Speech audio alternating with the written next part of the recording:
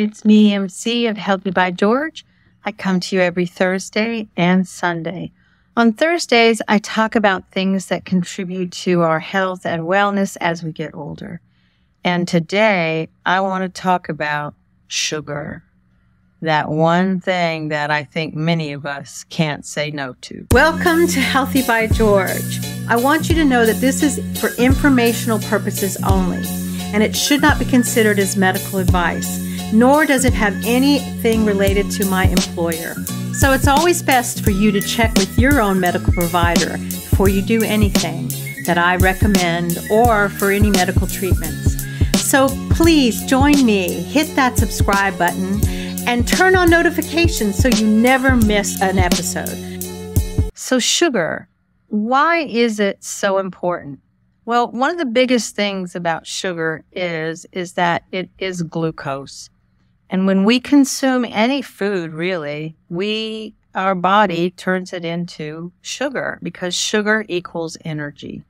We need things that give us energy so that everything in our body can work.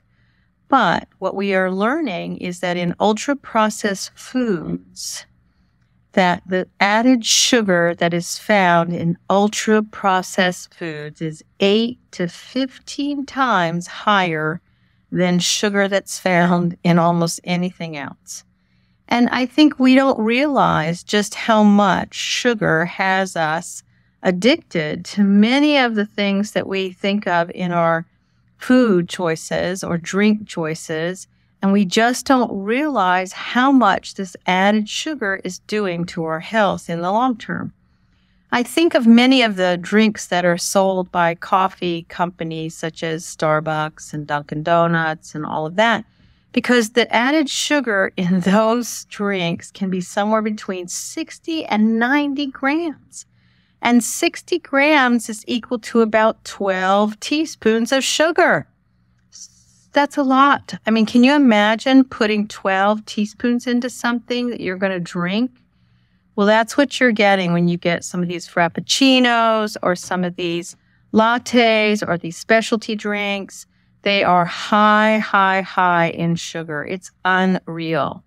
And our normal consumption of sugar for women should be about 6 teaspoons, and for men, about 9 teaspoons. That's really not a lot of sugar, because sugar is found in all kinds of things when we eat them, when we eat bread, when we eat anything that we are consuming.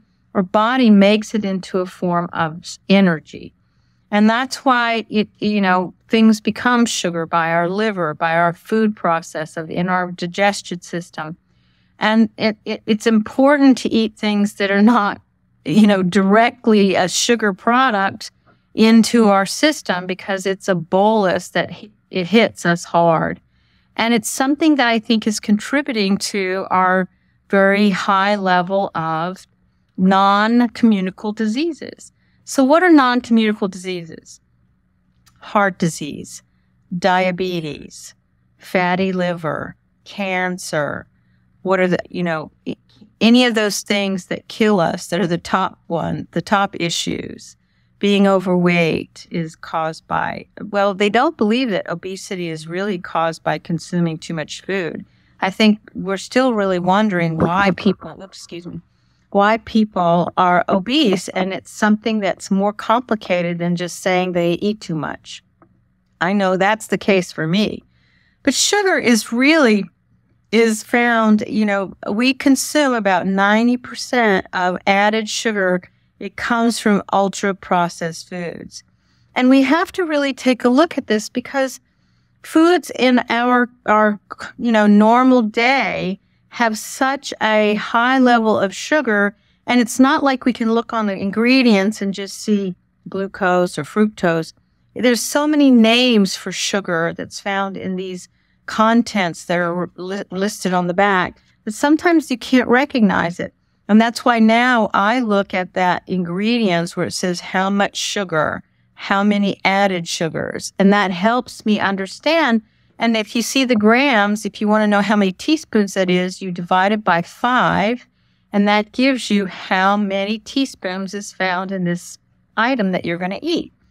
And where's the most sugar? Well, it's in the drinks. We have soft drinks, we have coffee drinks, we have all kinds of teas and things that are now having all these flavorings and bubbles of things in them that are sugar. I mean, we're talking about a ton of sugar found in drinks. Also, our breakfast cereals. Many of those breakfast items that you eat in the morning, they have somewhere between 10 and 20 grams of added sugar in a breakfast cereal. You know, that's not the best way to start our day. It's protein.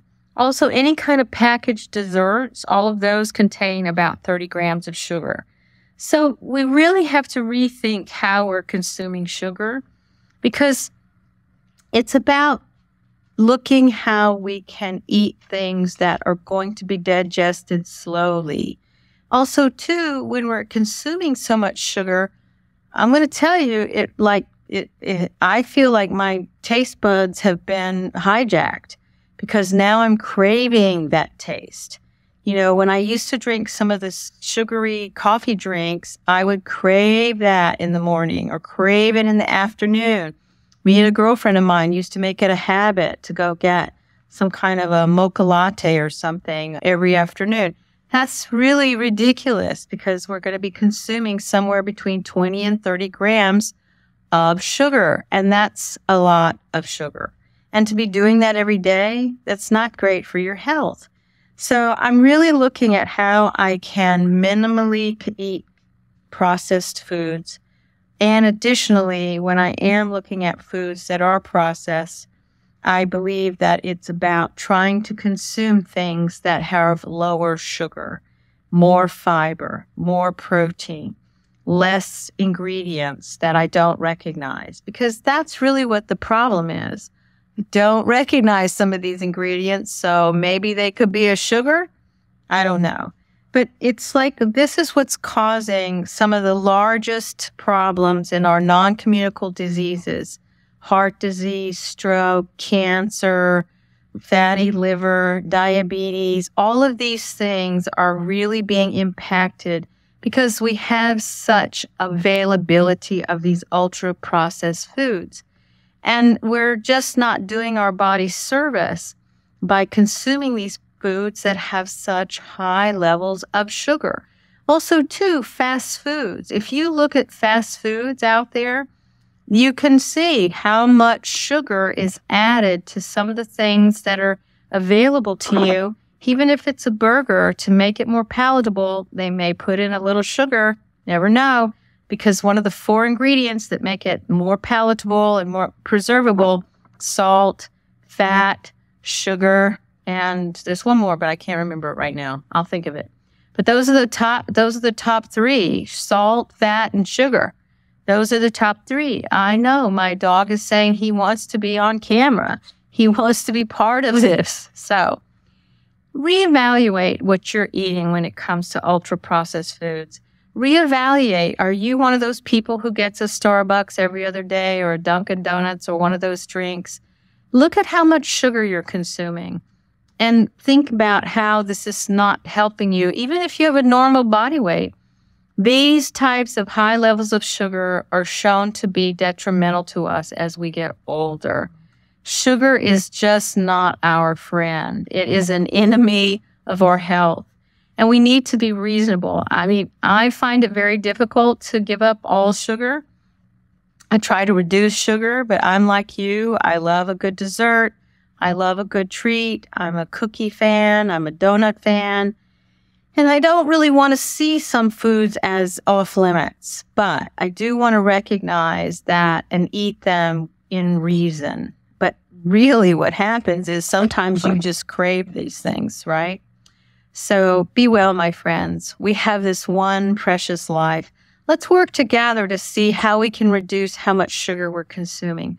Let's take a look at the packages and the numbers of ingredients of any types of foods that we're consuming that are produced, that are coming in a package, that are being bought at a fast food place.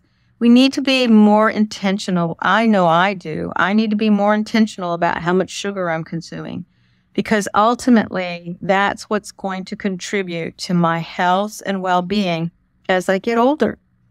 Food is medicine. We really need to look at it that way. And if we're eating too much sugar, that's not a great medicine for our health and well-being. So be well, my friends. We have this one precious life.